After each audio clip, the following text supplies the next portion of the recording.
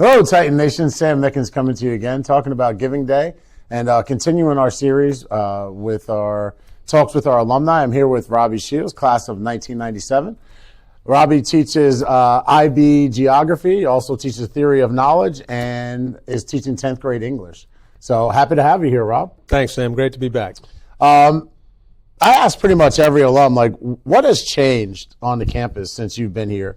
And I guess to follow that up right away is, how's the community changed, if at all?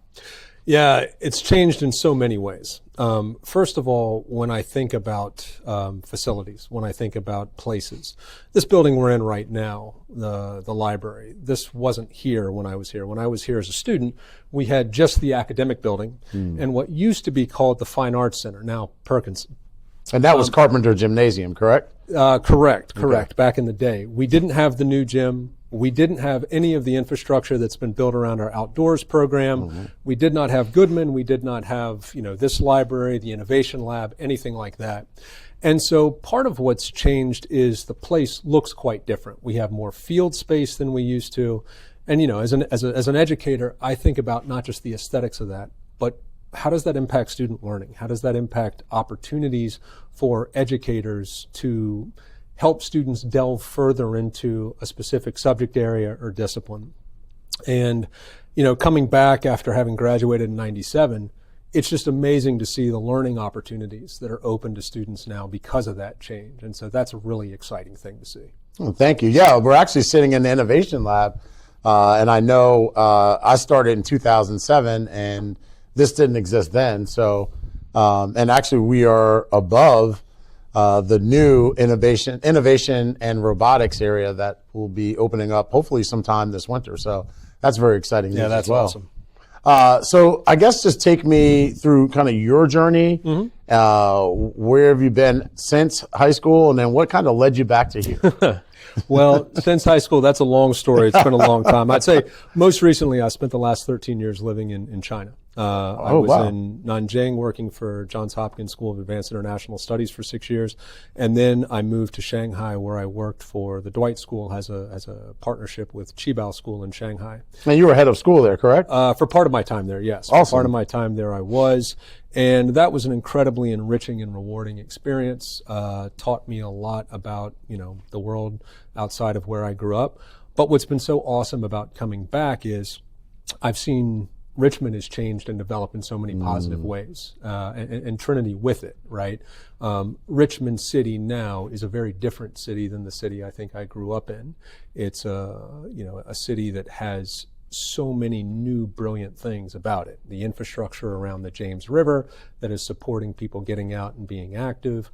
So many new restaurants, so many new businesses have come in. It's a really vibrant and happening community. And I think I see that reflected in Trinity. When I walk around campus, our faculty, our student body are far more diverse now than it was when I was a student here. And I see that as positive in so many ways. But chief among which, when our students graduate and they go out into the workforce, it's much more reflective of their experience in the workforce. So when we think about helping students discover their path, that's right, and where that path eventually takes them, I think that our community is one that very much helps set them up for success in that way. Yeah. So it's interesting, like doing these, I was always, I've kind of tied everything back to our giving and how it really enhances our community. And again, that's another one of those ways, right, where, with Giving Day coming up, those resources are used for various things, but one of which is our teachers. It's also used for, for financial aid, which allows for students, we have students from over 80 different feeder schools in the area, close to 50 different zip codes. So when I think about diversity, my time in admissions, I always think about geographic and socioeconomic diversity as much as anything else. Yep. And having that opportunity to afford that to those different kids from different areas is part of what makes our community so special and so great right now. So Robbie, thank you for giving us a few minutes of your time and telling us a little bit about your story. And we're just delighted to have you back. And, Trinity is lucky to have you.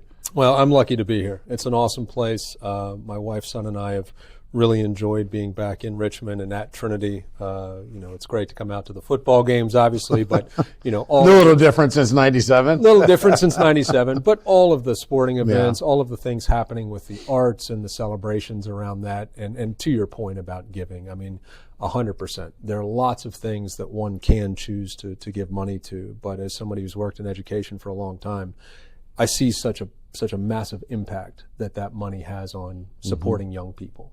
And so, if people are thinking for Giving Day about, worthy causes, I can think of no better than supporting Trinity. Well, thank you. That's perfect. Perfect way to wrap it up.